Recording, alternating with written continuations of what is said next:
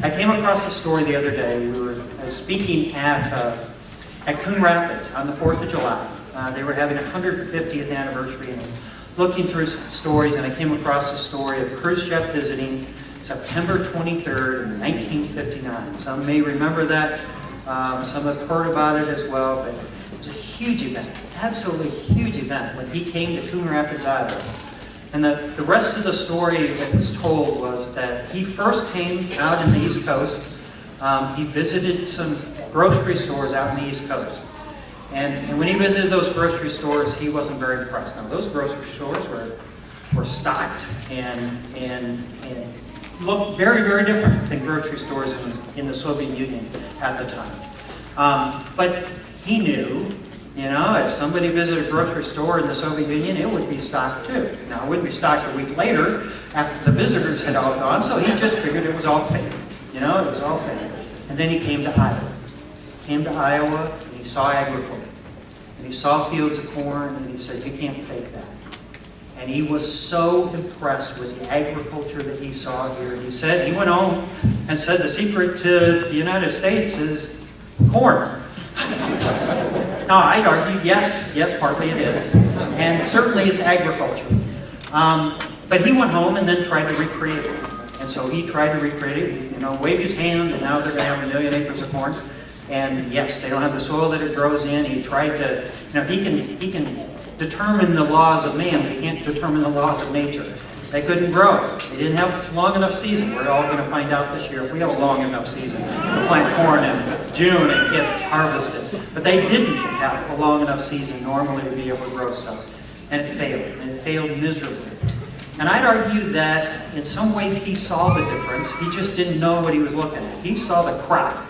What he didn't see is the system that allowed people to be successful and allowed people to fail, and that found that creativity that was out there, and that caused that innovation. So in 1959 in Iowa, our average yield was 75 bushels an acre, and that was very, very impressive. That was twice your dad's yields, 3 times your grandfather's yields. That was great stuff. Now, 75 bushels an acre doesn't sound very impressive to us in Iowa right now. Last year, we got nearly double that in one of the worst growing seasons we've ever had.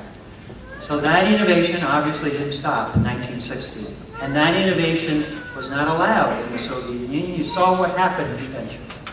I'd argue the way we think about the regulatory environment around water quality is the same thing. The answer is not in government. The answer is unleashing that creativity in the folks that we have out there.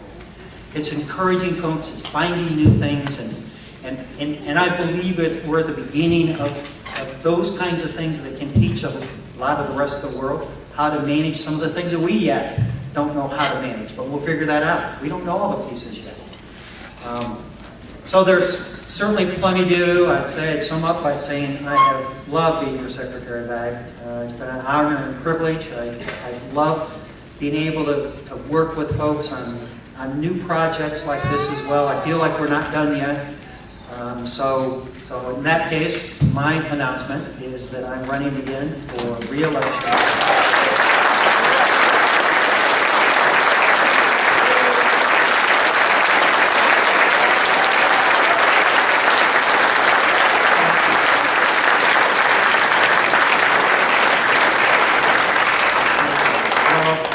That means I'm going to be asking you for your help again, just like today. Thank you for being here and giving us a great start. In fact, this is the biggest group of folks that we have had at this event ever. We believe that this event will raise well more than what we've ever raised before. In fact, we think it will be around $100,000 that will be raised in this event tonight. So that will give us a great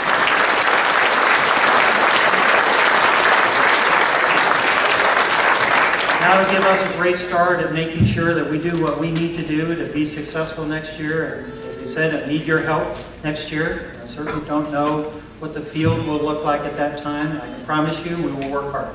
I will work. And I promise you as well, if elected again, we'll work hard, we'll listen, we'll get out to do the right thing. And I'll need your help.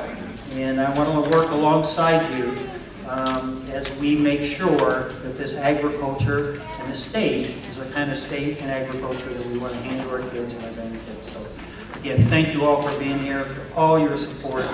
Look forward to working together this next year and a half in the rest of this term, but in the campaign and hopefully in the term after that as well. Thank you all. Appreciate it.